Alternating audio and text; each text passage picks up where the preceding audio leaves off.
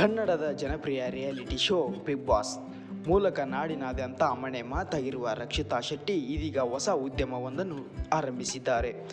ರಕ್ಷಿತಾ ಶೆಟ್ಟಿ ಅವರು ಕಾಡಿನ ಮಧ್ಯೆ ಪಟಾಕಿ ಕಿಚನ್ ಎಂಬ ಹೆಸರಿನ ಅಡುಗೆ ಮನೆ ನಿರ್ಮಿಸಿದ್ದಾರೆ. ಇಲ್ಲಿ ಅವರು ಪ್ರಕೃತಿ ಸ್ನೇಹಿ ಅಡುಗೆ ವಿಡಿಯೋಗಳನ್ನು ತಯಾರಿಸಿ ತಮ್ಮ ಸಾಮಾಜಿಕ ಜಾಲತಾಣಗಳಲ್ಲಿ ಹಂಚಿಕೊಳ್ಳಲಿದ್ದಾರೆ. ಇದು ರಕ್ಷಿತಾ ಶೆಟ್ಟಿ ಅವರು ಕಾಡಿನ ಮಧ್ಯೆ ನಿರ್ಮಿಸಿರುವ ಸುಂದರವಾದ ಅಡುಗೆ ಮನೆಯಾಗಿದ್ದು, ಇದನ್ನು ಅವರು ತಮ್ಮ ಯೂಟ್ಯೂಬ್ ಕಂಟೆಂಟ್ಗಾಗಿ ಬಳಸಲಿದ್ದಾರೆ.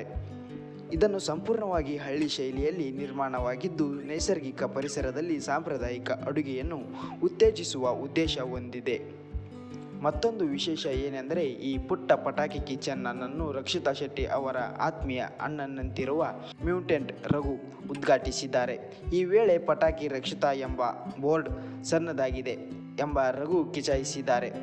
ಇದನ್ನು ಇನ್ನೂ ದೊಡ್ಡದಾಗಿ ಹಾಕಬೇಕು ಎಂಬ ಸಲಹೆಯನ್ನು ರಕ್ಷಿತಾ ನಗುತ್ತಲೇ ಒಪ್ಪಿಕೊಂಡಿದ್ದಾರೆ.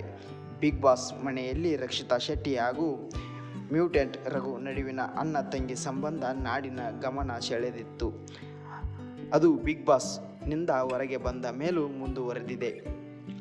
ಈ ಹಿಂದೆ ರಘು ಅವರ ಮನೆಗೆ ತೆರಳಿ ರಕ್ಷಿತಾ ಅಡುಗೆ ಮಾಡಿದ್ದರು. ಆ ವಿಡಿಯೋ ರಘು ಅವರು ಹೊಸ ಯೂಟ್ಯೂಬ್ ಚಾನಲ್ನಲ್ಲಿ ಹಂಚಿಕೊಳ್ಳಲಾಗಿತ್ತು.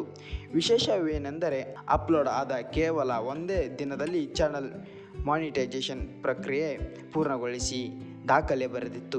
ಇದೀಗ ರಕ್ಷಿತಾ ಶೆಟ್ಟಿ ಅವರು ಹೊಸ ಉದ್ಯಮಕ್ಕೆ ಮ್ಯೂಟೆಂಟ್ ರಘು ಚಾಲನೆ ನೀಡಿದ್ದು, ಇನ್ಮುಂದೆ ಇಲ್ಲಿಂದಲೇ ವಿಡಿಯೋಗಳು ಹೊರಗೆ ಬರಲಿವೆ.